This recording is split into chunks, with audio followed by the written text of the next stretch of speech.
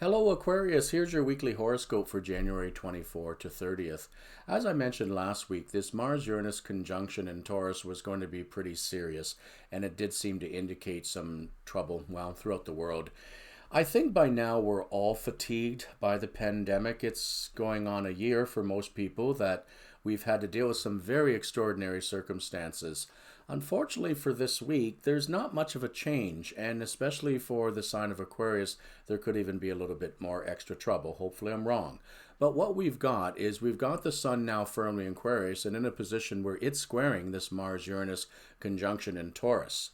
It's also conjunct Jupiter and Saturn, well, from Wednesday on, the sun in Aquarius is, and sextile to Chiron. What that all means basically is, well, there is some trouble afoot perhaps with the challenging squares. The challenges in particular may be in the form of upheavals, unexpected changes that you would prefer to not have to deal with. Generally, you keep your cool when other people don't, and you can have some great endurance during troubling times. But unfortunately, you also can be easily provoked, or I shouldn't say easily, you can be provoked when the stuff just hits the wall, you know? And unfortunately, you may find it harder to keep your cool and your detachment this week with these very challenging aspects. Don't hesitate to use your sense of humor to help yourself feel better if something or somebody really drives you crazy. Now, Mercury is going retrograde in Aquarius by the end of the week, but till then, this week, it is semi-sextile Venus and Pluto all week. And that's a minor soft spot at least, and Venus and Pluto being in Capricorn. So those planets are kind of behind the scenes for you this week, but they are making some positive aspects. So this is the type of thing where you can talk things out with a very close friend or confidant.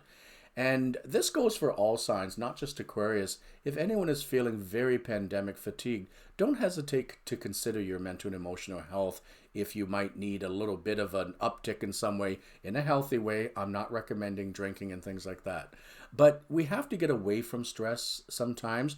And when we can't during a quarantine and a pandemic, it can really, really devastate some people. Now, you may not be feeling devastated, but you do keep everything in, and this is why I'm talking about it. It would be a good week for you to let things out a little bit this week. Say what's on your mind, express some of your pain, your hurt, your anger if necessary, but only a little bit, because unfortunately, once that door opens, it all wants to come out. So better to try to take control of that and do it step by step. Otherwise, the challenging aspects this week may have you blow. And it's not pretty when Aquarius loses their temper, believe you me.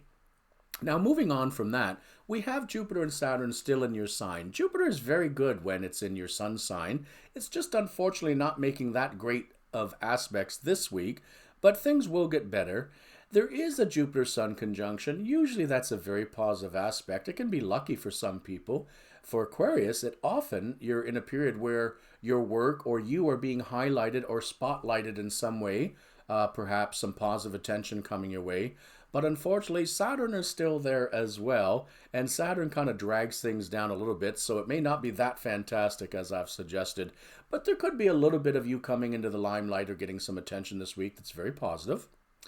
And with Neptune sextiling Venus pretty much till Tuesday, Neptune's in the sign of Pisces in a money house for you, and sextiling Venus in the hidden house of Capricorn, you may find some hidden money this week or some other hidden resource you didn't remember.